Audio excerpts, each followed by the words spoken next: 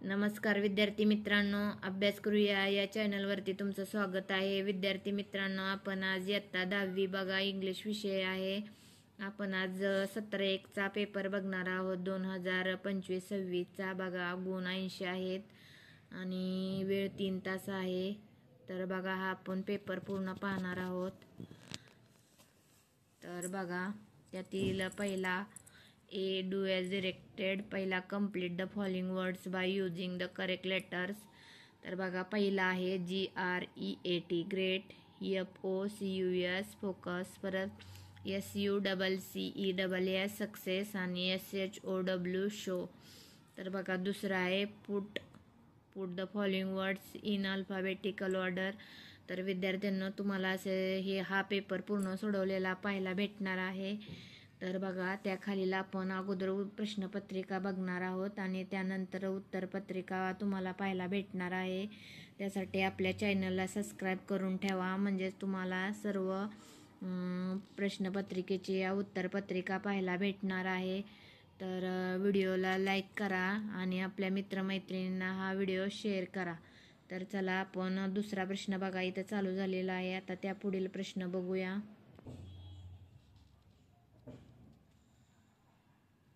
तर बघा, A2, A3, A4 बघा, त्यातील A5, त्यातील B बघा.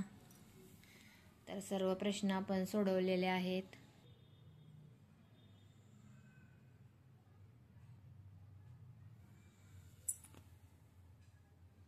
तर बघा, B complete the following आणि त्याखाली अपोजिट वर्ब आले आहेत, अपोजिट वर्ड अँटोनिम्स. त्याखालील व्याकरण आहे बघा, डू ॲज डिरेक्टेड. त्यातील प्रश्न तिसरा बघा, पोएट्रीचा आहे. तर बघा, हा प्रश्न तिसरा पोएट्रीचा आहे. तर सोडवायचा आहे प्रश्न हा तुम्हाला, म्हणजेच उत्तरं लिहिलेली आहेत. तर बघा, त्यातील A2, A3 आणि B बघा, ॲप्रिप्रिशन ऑफ द पोएम लिहायचं आहे बघा तुम्हाला इथं.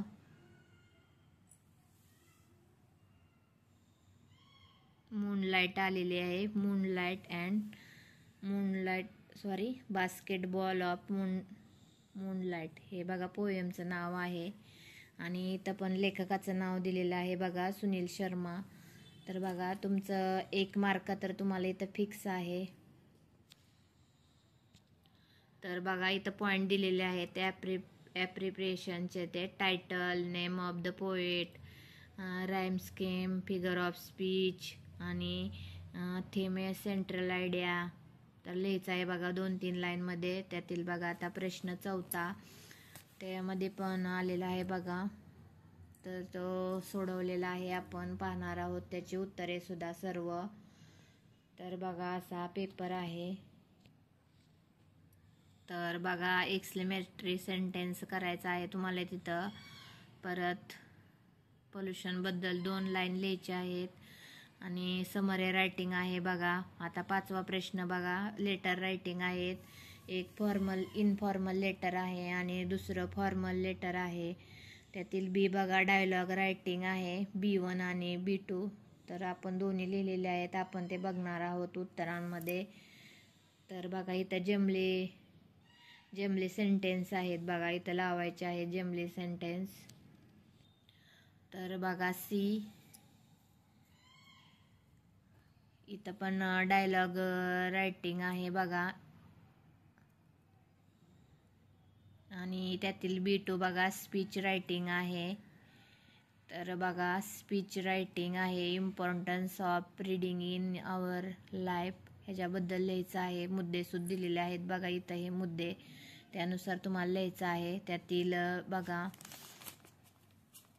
प्रश्न 5वा आहे बघा इथं, इन्फॉर्मेशन ट्रान्सफर A1 और A2, म्हणजे A1 किंवा A2 मधील दोन्हीपैकी एक सोडवायचं आहे तुम्हाला इथं. A1 बघा, नॉन वर्बल टू वर्बल बघा, इथं दिलेलं काय आहे. तर तुम्हाला advantage of walking 30 minutes a day याबद्दल तुम्हाला लिहायचं आहे बघा. तर त्यातील बघा, दुसरं वर्बल टू नॉन वर्बल हा पॅसेज दिलेला आहे, त्यावरून तुम्हाला पुढील उत्तरे लिहायची आहेत. तर बघा इथं लिहिलेले आहेत, हे ह्याची उत्तरे तुम्हाला इथं लिहायची आहेत.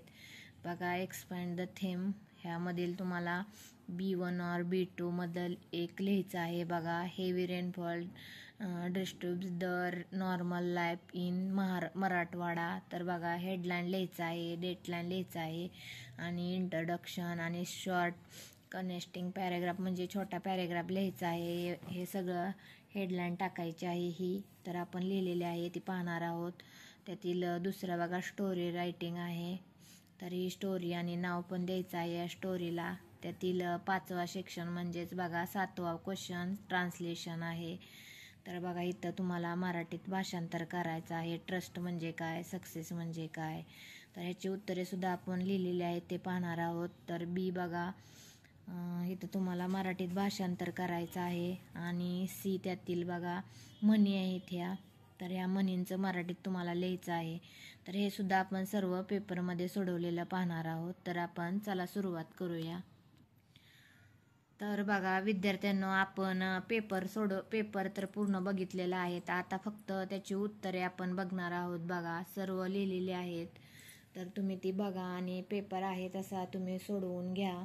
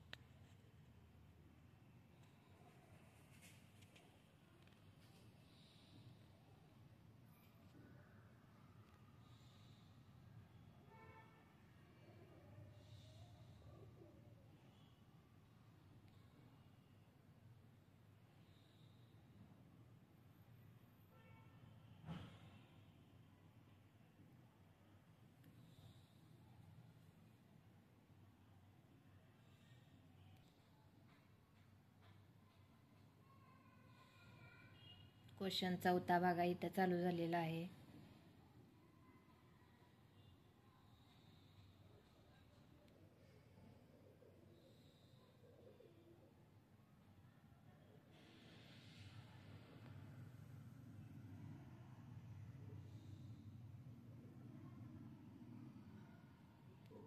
आता बघा क्वेश्चन 5, इनफॉर्मल लेटर.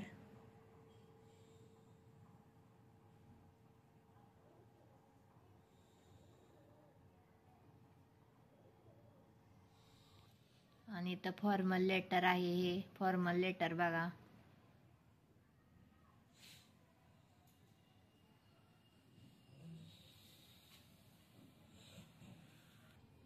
तर बघा हे बी त्यातील जमले सेंटेन्स आहेत. बघा हे ते लाईनवर लावायचे असतात ते तुम्हाला. आणि त्यामधील बी बघा डायलॉग रायटिंग दिलेला आहे. आणि सी बघा इम्पॉर्टन्स ऑफ योगाबद्दल लिहिलेलं आहे.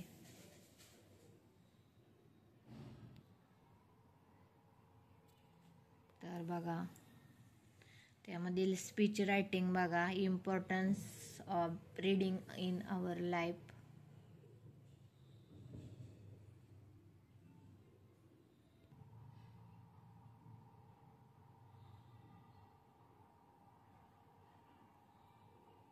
क्वेश्चन 6 बघा verbal and non verbal advantage of walking 30 minutes a day. सर्व प्रश्न आपण सोडवलेले आहेत.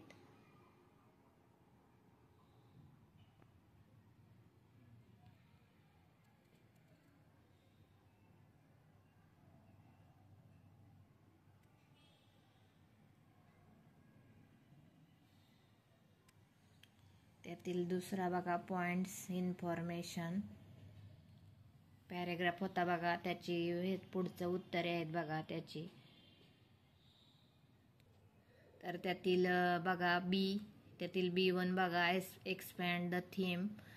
न्यूज रिपोर्ट आहे बघा heavy rainfall disturbers the normal life in Marathwada. तर बघा त्यातील पुढील B2 बघा.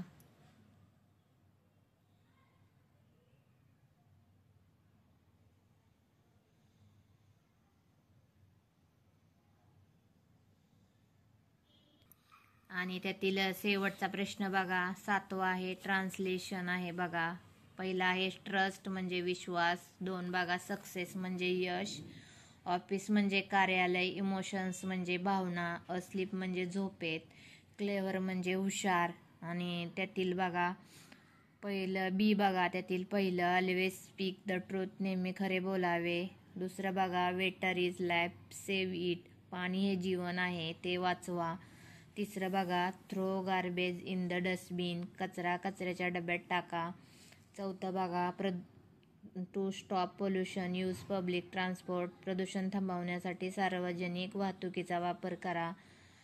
त्यातील सी बघा म्हणी आहेत हेस्ट मेक वेस्ट म्हणजे घाईमुळे व्यर्थ ठरते. आणि नॉलेज इज पॉवर म्हणजे ज्ञान ही शक्ती आहे. तर बघा असा आपण इयत्ता 10वीचा इंग्लिश या विषयाचा 2025-26चा आपण पूर्ण पेपर पाहिलेला आहे. तर चॅनलवर नवीन असाल तर कोणी असेल चॅनलवर नवीन तर त्यांनी आपल्या चॅनलला सबस्क्राईब करा. आणि तुम्हाला असेच नवनवीन व्हिडिओ पाहायला भेटणार आहेत सर्व पेपर सोडवलेले. तर व्हिडिओ पूर्ण बघितल्याबद्दल विद्यार्थी मित्रांनो तुमचे खूप खूप धन्यवाद.